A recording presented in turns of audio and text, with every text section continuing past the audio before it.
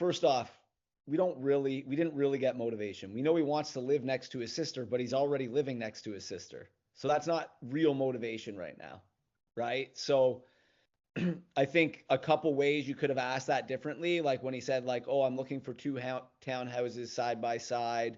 I'm already in a rental building, renting in the same building as my sister." I would have just said to him, "Hey, it sounds like you're currently, in a great situation, renting in a building next to your sister, which is ideal. What's got both you and your sister thinking of making a move at this point?" Right? To get that, because we don't know why he's moving. I didn't leave that call having a clue why he's moving because he's already living next to his sister, so that's not the motivation, right? It would be like if his sister was on the other end of town and he said, "My sister's moving from Calgary and we want to be on the same street." But right now, that doesn't tell me the motivation. So a way you could ask that is like, "Hey, it sounds like you're already in a great building living next to your sister. I know you mentioned you'd want to live next to each other again. What's got you guys thinking about even moving right now?" And then the other opportunity to get motivation there was you asked him, like, "Do you want to be in Barhaven?" He said, "Yeah." What is it about Barhaven that makes that be the neighborhood that you want to move to in particular? Right?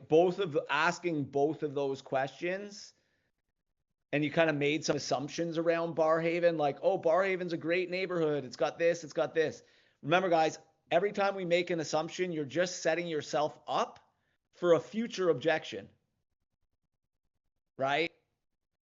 Every assumption will lead to an objection. So we got to stop making assumptions and just ask one more question. So those are two ways I think you could have gotten to motivation. Uh, Around ability, when someone hasn't been pre-approved, you've got to ask more questions to see if there's any chance they're going to be approved, right? So I don't need to for me to book an appointment with someone, I don't need to full on know that they're pre-approved. But everyone in this room is a great realtor. You're not here because you're not already a good realtor. You're here probably because you need to be better at marketing or sales or both. Um, so you already have an idea of what somebody needs to look like financially to get approved, right? So you can ask some questions. "Hey, totally understand that you haven't had the opportunity to get pre-approved yet. It is a bit of a process. Totally understand you haven't went through that yet. But could I just ask, have you started saving or do you have some money set aside for a down payment at this point?" "Yeah." "How much do you have set aside?" Right?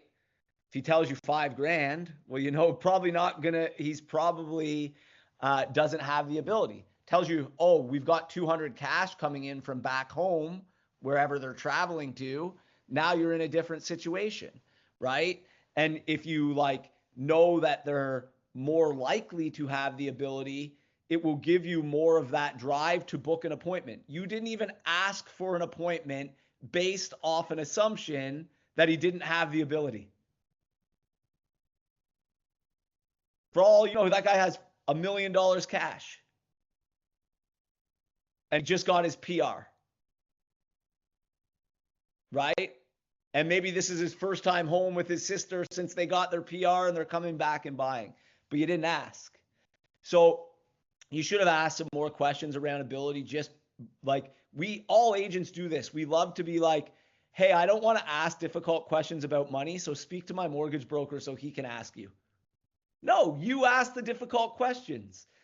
Um, and asking like, "Hey," and you can start them as easy questions. "Hey, I know you haven't had a chance to go to the bank yet. It is a bit of a process. Have you started saving for a down payment yet?"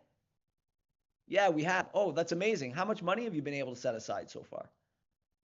Right? "Are you currently working?" "Oh, what do you do for a living?" Right? Those types of things will give you clues to the ability they have so that you can, even if you can't fully check that box, you can partially check it. And remember, as we've said, 2 out of 3 were always booking an appointment. And he gave you the willingness. but you didn't really get motivation or ability. So you didn't ask for an appointment, but you didn't ask the right questions to get those. So you did I loved the best thing you did was build rapport. You're always good at that. You're always like your tonality and pacing, everything great. You just need to ask tougher questions. And then my last big thing was going to be, you put the ball in this person's court. Remember what I always say. The person who has control has the power and gets the result that they want. When you put the ball in the lead's court, you are giving away all power. You are giving away all control of the situation. So now you're going to have to do something that's a little bit awkward to get control back and go against what you said you were going to do. Yeah, no, I think I'm bad for doing that. Based on where we're at, do you think, like, my plan was to call him back like next week regardless? Do you think that's still worth doing and just trying to overcome the awkwardness up front? 100%, because like, once again, you need to find out the motivation and ability, because once again, as Amir said, if he has those two things, you need to be asking him for an appointment before he goes away. You need to show him why, like, it's important for you to meet for a strategy session so that you can walk him through, because really he's got 3 different options he's looking at right now. He's got a freehold home, that's got multiple units, he's got multi-res, and he's got new construction.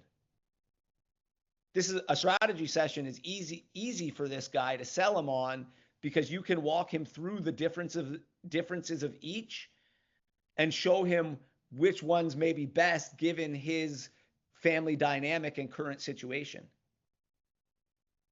Right? So like, my overall is just, you've got to ask the tougher questions and stop making assumptions. That's your big thing. You always make assumptions. You're such a nice guy. Too nice, that you make assumptions to let the lead off the hook. Yeah. Tim, you don't have to be like, asking more questions doesn't make you salesy. Like, I think people are like, oh, like, I should just ask 5 questions, because if I ask fewer questions, I'm not selling. But like, it becomes awkward, because now that you have to go follow up with this guy, you probably come across to him more salesy, because he's like, fuck, now I got to hear from this guy again. Why couldn't you just ask me this conversation the first time? Now you look more salesy because you've touched base with him 16 times instead of having the right conversation the first one that doesn't even feel like a sale. It feels helpful. And you lied to him because you said you were going to let him call you, and now you're calling him back again. The one thing I will say to you, though, is